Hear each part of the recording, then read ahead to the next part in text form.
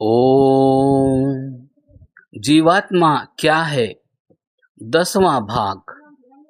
ज्ञान और आनंद ही मेरा प्राप्तव्य है। ज्ञान। जीवात्मा थोड़ा ज्ञान रखता है। इसे अधिक और यथार्थ सही ज्ञान प्राप्त करना चाहिए।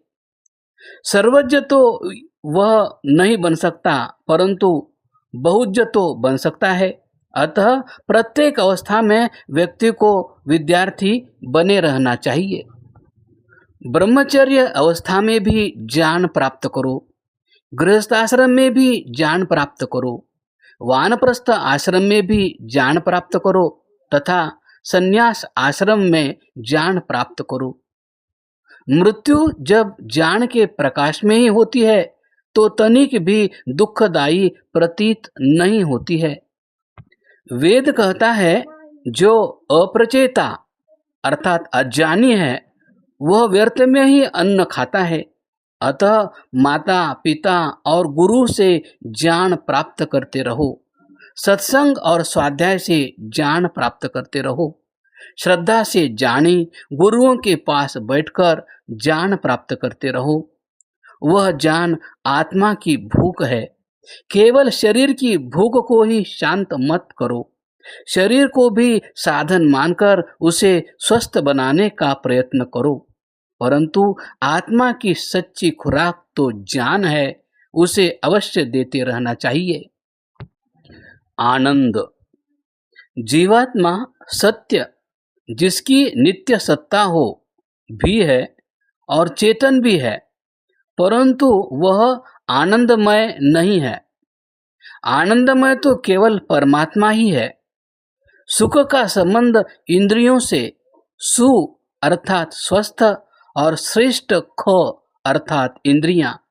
सुख का अर्थ हुआ स्वस्थ इंद्रियां। श्रेष्ठ और स्वस्थ इंद्रियां ही अपने अपने विषय को प्राप्त करके जीवात्मा तक उचित रूप में अपने अपने विषय को पहुंचाती है, जिसे प्राप्त करके जीवात्मा अपने को सुखी समझता है। यदि विषय की प्राप्ति न हो तो अपने को दुखी समझता है। एक व्यक्ति यदि नपुंसक हो और उसका विवाह हो जाए, तब ऐसा व्यक्ति अपने को सुखी नहीं समझता। परंतु सुख दुख दोनों ही इंद्रियों के द्वारा प्रकृति के माध्यम से प्राप्त होते हैं, परंतु आनंद तो परमात्मा का स्वरूप है, वह आनंदमय है। उस आनंद के अनुभव होने पर संसार के सभी सुख फीके पड़ जाते हैं। परमात्मा यद्यपि जीवात्मा में भी व्यापक है, परंतु जीवात्मा की प्रवृत्ति जब तक प्रकृति में रहेगी तब तक उस आनंद को प्राप्त नहीं कर पाता है, और जब प्रकृति से निवृत्ति हो जाएगी और अपने स्वरूप में जीवात्मा अवस्थित हो जाएगा, तभी उस परमात्मा के आनंद का अनुभव करने लगेगा। इस आनंद को प्राप्त करने के बाद जीवात्मा की परम तृप्ति हो जाती है। मेरा परिवार। वेद में कहा है, जब ज्ञानी विचारपूर्वक संसार को देखता है तब एक घोंसले की तरह संपूर्ण विश्व एक परिवार के रूप में दिखाई देने लगता है। वेनस्तत्पश्च निहितं गुहासत् यत्र विश्वं भवतेकनीडम्। यजुर्वेद।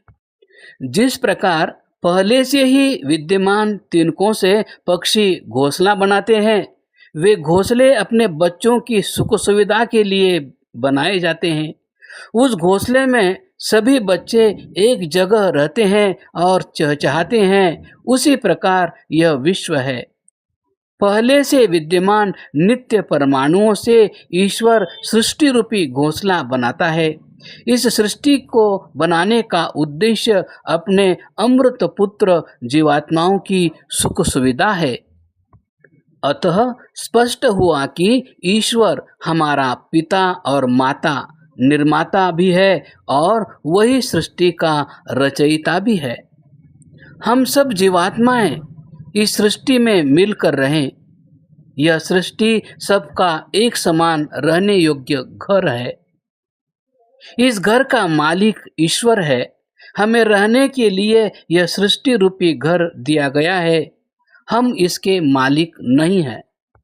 हमारा तो कर्तव्य है कि इस सृष्टि रूपी घर में ईश्वर का ही घर समझ कर रहें तथा अपने पिता परमात्मा को सर्वदा धन्यवाद देते रहें और उसे कभी न भुलाएं। जब वह हमें अच्छे कामों की प्रेरणा दे तो हम उत्साह सहित निर्भयता से उसे कर्तव्य समझकर करें, और जब बुरे कामों से रोके, भय, शंका और लज्जा पैदा करें, तब बुरे कामों से रुकें। संसार में सभी जीवात्माएं मेरे ही परिवार के सदस्य हैं, अतः उनके सुख दुख में मुझे भी सम्मिलित रहना है। जब ऐसा ज्ञान हो जाएगा, तभी संपूर्ण विश्व एक परिवार के रूप में दिखाई देने लगेगा। यही ज्ञान की ऊंची अवस्था है, जहाँ तक जीवात्मा को पहुँचना चाहिए।